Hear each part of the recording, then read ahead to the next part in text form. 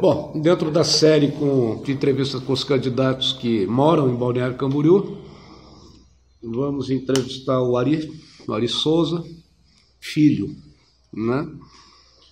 Que é o próprio filho da terra, né? Vocês são uma família tradicionalíssima de um bairro chamado Pioneiros, né? Você exerceu vereança, você tem atividade política grande na cidade, é funcionário de carreira da Prefeitura Municipal, né? Exatamente. Está quase se aposentando já, né?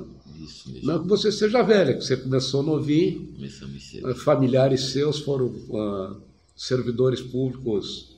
O seu tio, acho que se aposentou na Procuradoria, né? Se aposentou como procurador do município. O Tatá é o nosso secretário de obras, né? Então, o Ari dispensa apresentações. E você quer ser deputado federal, é isso? Deputado estadual. Estadual. Mas tu não tinha sonhado em ser federal, não? A pergunta é safada porque tu és da base do governo do atual prefeito e essa base do governo tem 2 ou 3 candidatos, né? Ele não divide um pouco as forças, embora vocês estejam todos na mesma coligação. Isso aqui é o mais maluco dessa equação, né? Mazinho, inicialmente agradecer você pela oportunidade de estar falando com você, estar falando com quem nos assiste. Página 3, que tem uma participação tão importante na construção de Balneário Camboriú. Eu inicialmente te dizer que eu defendo a tese de que o governo precisa, nós somos um governo de novas ideias e nós não podemos ter um comportamento diferenciado disso. O governo não está na sociedade, não está inserido no processo político para definir ou para decidir quem são as pessoas que podem ser candidatos ou não. Eu acho que esse é um direito do eleitor em escolher quem é melhor, quem está preparado e quem pode ajudar melhor Santa Catarina e a nossa região. O prefeito Fabrício Oliveira sempre teve conhecimento da nossa pretensão em ser candidato a deputado estadual. Isso é muito claro para nós, até mesmo porque se você me perguntar, ou se o eleitor me perguntar os projetos para os próximos 10 anos da minha vida, que passa pela minha aposentadoria, que passa pela dedicação exclusiva à política, eu tenho isso escrito de forma muito, muito definida. O governo, penso eu, se nós obtivermos êxito, acaba saindo fortalecido disso, porque eu sou da base do governo Fabrício Oliveira e a eleição agora não mudará nada isso.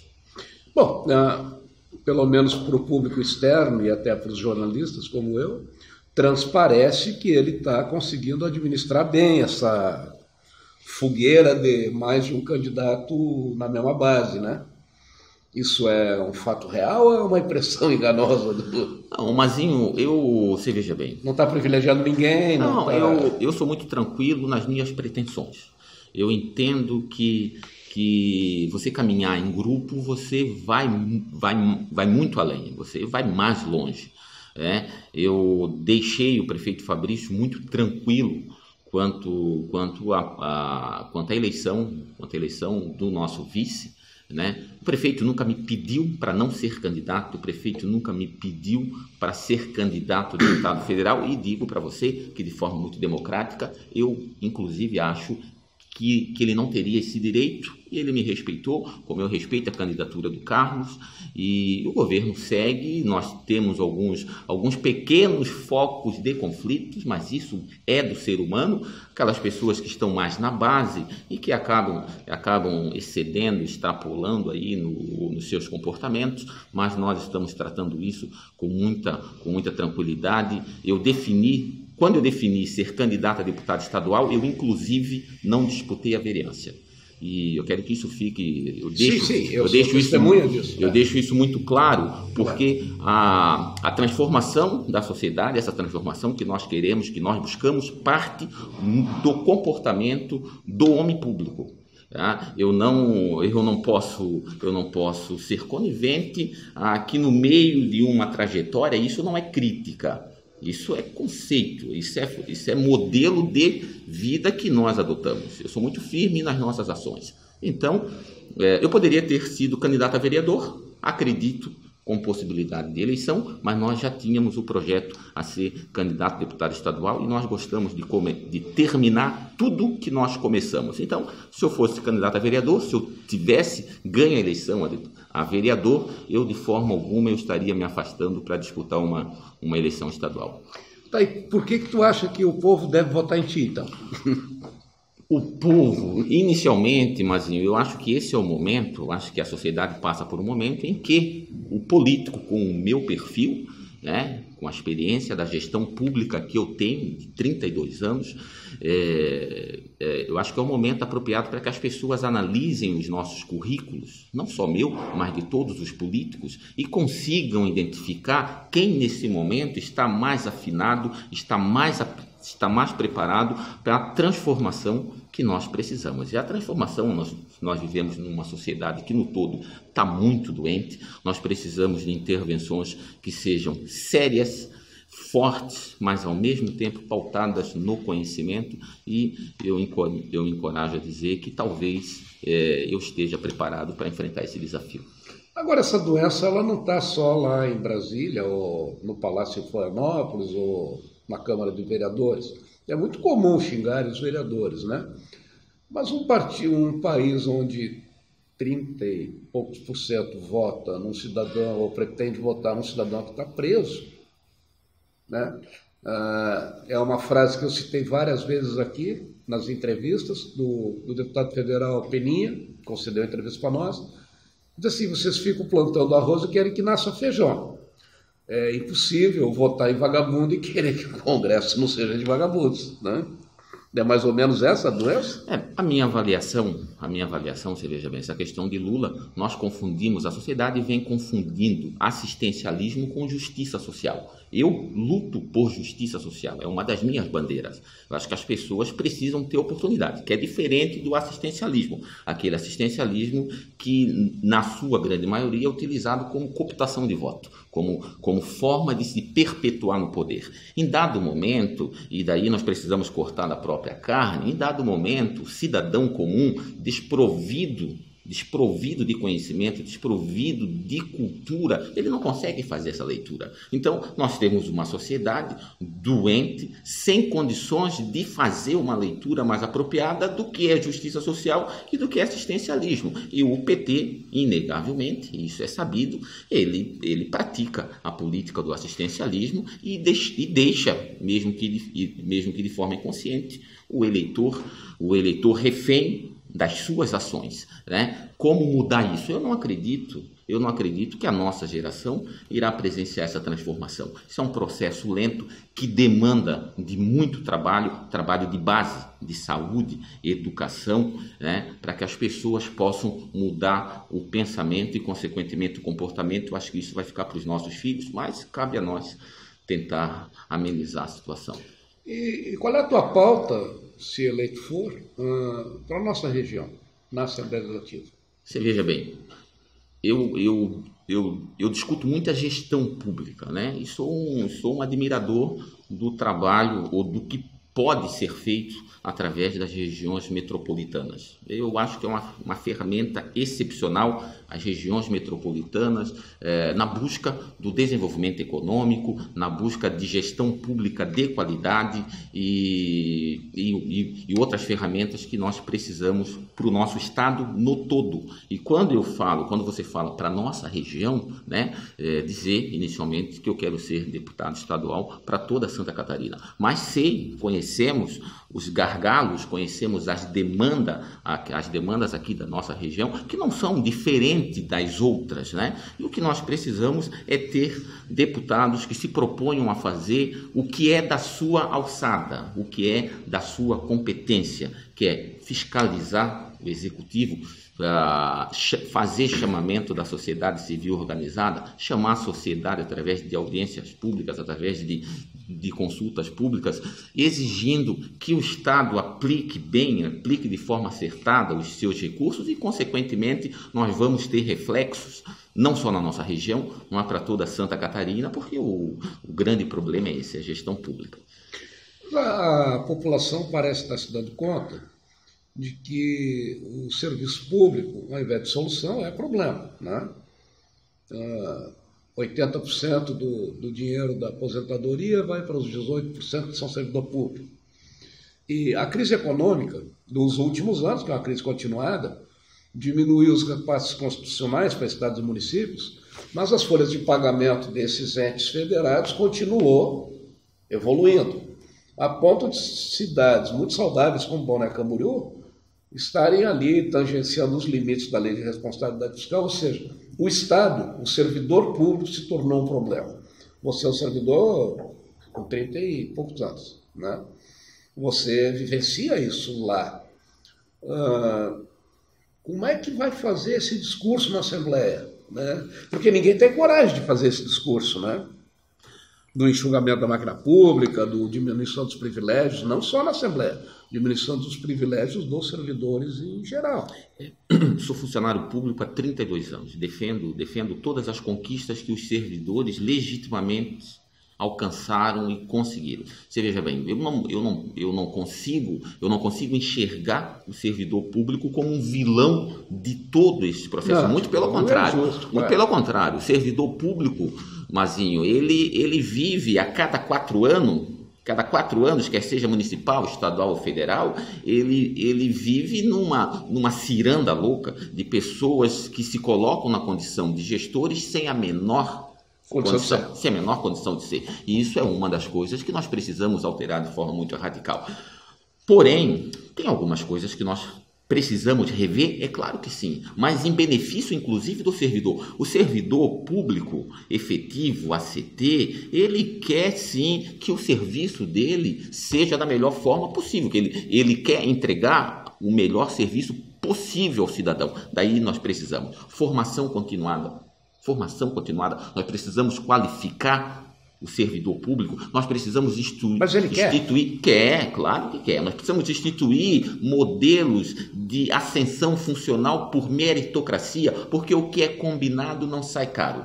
O servidor quer fazer a sua parte, o servidor muitas vezes não tem condições. E daí eu posso dar exemplo. Se você for em qualquer prédio público, você vai ver que as instalações físicas não possibilitam nem que se desenvolva a sua atividade profissional de forma digna, e daí muito menos que aquele usuário consiga ter um serviço de qualidade. Então, o servidor público precisa de bons gestores, né? Toda empresa precisa de bons gestores e cortando da própria carne. Se existe uma parcela de servidores, e não acredito que seja grande, que não esteja imbuído nesse propósito, a própria legislação possibilita que essa pessoa seja punida com advertência, com suspensão e até com a demissão. Mas aí nós temos novamente a omissão do gestor público, que muitas vezes, em função do processo político, deixa de fazer o que realmente precisa ser feito. É que sempre que fala em punição, ou meritocracia, ou não sei o que mais, em que o julgador é um sujeito que foi posto ali por um cara que troca de 3 em 3, de 4 em 4 anos, perfeito, a coisa vai para a bandalha, perfeito, né? Perfeito. Não vai funcionar. Porque se nós dois cometermos a mesma coisa, eu sou amigo do prefeito, você não é, você vai ser punido, eu vou ser promovido. Essa é a realidade indiscutível. Concordo. Não é? Concordo. Então, nós vamos ter que encontrar uma outra maneira de fazer o Brasil funcionar. E eu não... Uma continha básica que eu faço para o servidor é a seguinte: pode gastar 50% com salário. Na verdade é 52 os quebrados. 52,67. Cada funcionário novo que entrar naquele órgão público está tirando um pedaço do aumento que eu posso ter, porque o bolo é o mesmo. Se tem mais gente para comer, eu vou ter que comer menos, né? Então, se nós tivéssemos a metade dos servidores que a prefeitura tem, não sei se é possível, provavelmente não é, mas uma hipótese, todos poderiam ganhar o dobro com a mesma despesa.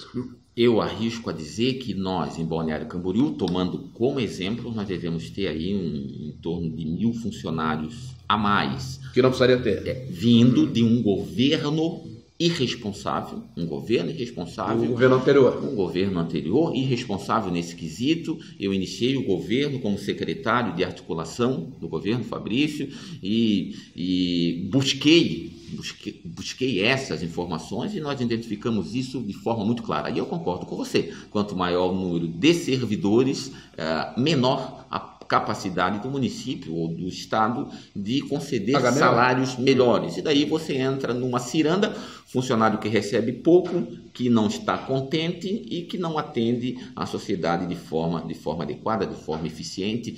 Como é que nós mudamos isso? Conscientizando os gestores, diminuindo o número de comissionados. Eu acho que nós precisamos depositar um pouco mais de confiança ao servidor efetivo de carreira, que muitas vezes quer contribuir e acaba desistindo porque não é valorizado. Eu percebo assim nos deputados em geral, acompanho a Assembleia há milênio, uma certa vassalagem em relação ao poder central, né? Isso ocorre em todos os níveis de governo. Mas que assim, que fica se puxando lá o saco do doutor governador para ele dar um recursinho para a tua cidade ou para a tua região, quando na verdade deveria, talvez, o método mais eficiente seria colocar na parede mesmo, né? Você não é muito beligerante, né? Você é um conciliador e tal, mas se eleito, que tipo de postura você acha que os governadores merecem? Você veja bem, eu tenho, e tomo a liberdade de dizer, sou libriano, né?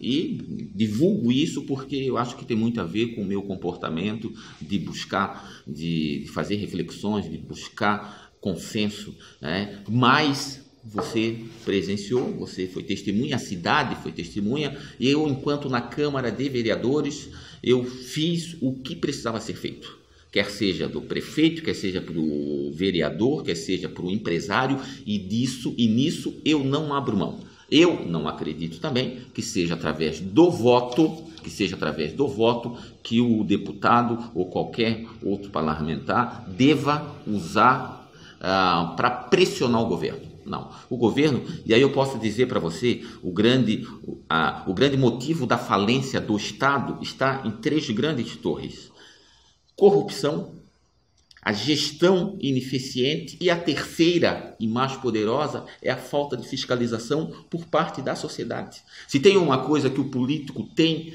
medo, é do povo.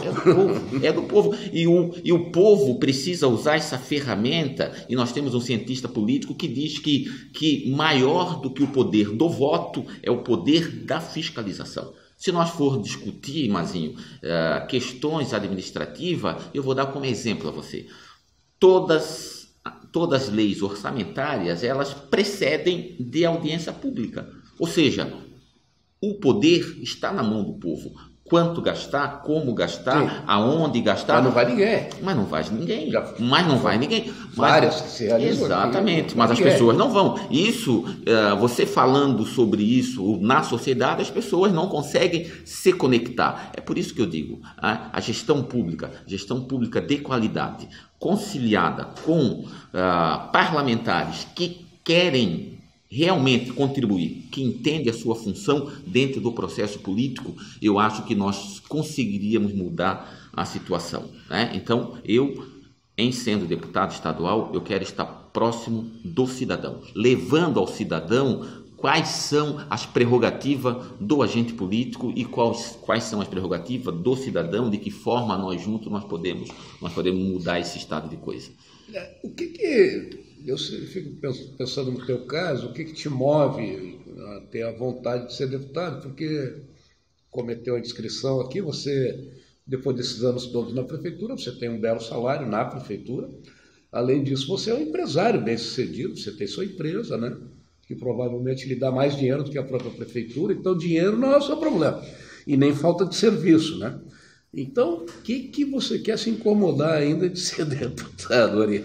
Mazinho, eu escuto isso todos os momentos e de forma muito breve, fazer uma trajetória da minha vida. Eu comecei no serviço público em 1985 e tinha só 15 anos. Eu ocupei a função de chefe do setor de folha de pagamento aqui da prefeitura e eu tinha só 17, eu nem tinha maioridade. Eu fui diretor de recursos humanos aos 22 anos e a prefeitura já tinha 1.800 funcionários. E depois eu fui secretário de administração, fui cedido ao fórum, fiquei 15 anos no judiciário local e durante 10 anos eu fui chefe de gabinete. E disso no fórum, no fórum, trabalhei com vários juízes e depois retornei para o município, já formado em direito, e aí fiz assessoria jurídica em algumas secretarias, mas principalmente na Secretaria da Saúde. Eu me aposento, e você falou, eu me aposento daqui a 4 anos e meio, e a minha família sabe, a minha família, os meus amigos sabem que eu vou me dedicar exclusivamente à política. Eu venci na vida porque eu tive oportunidades que a classe média baixa muitas vezes não tem. Eu tive a oportunidade, eu me agarrei a elas. E um dos emblemas da minha campanha é a justiça social. Eu não posso conceber, eu não posso virar as costas agora, depois que a sociedade deu para mim o sucesso, relativamente, para que eu possa sustentar minha família, para que eu possa me manter de forma confortável. Eu não posso virar as costas para essa sociedade. E você falou com muita propriedade, eu tenho outras atividades e que com certeza me trariam mais recursos do que a política, mas eu quero poder ajudar as pessoas, é por isso que eu estou na política, eu acho que eu posso ajudar, mesmo que de forma sensível, porque o país encontra-se aí num estado de desajuste tão grande que nós vamos precisar de muito tempo, mas sem o discurso demagogo. Não somos demagogos, não prometemos aquilo que não podemos fazer, e a gente observa, e com muita tristeza, os políticos, os candidatos se posicionando de forma completamente equivocada.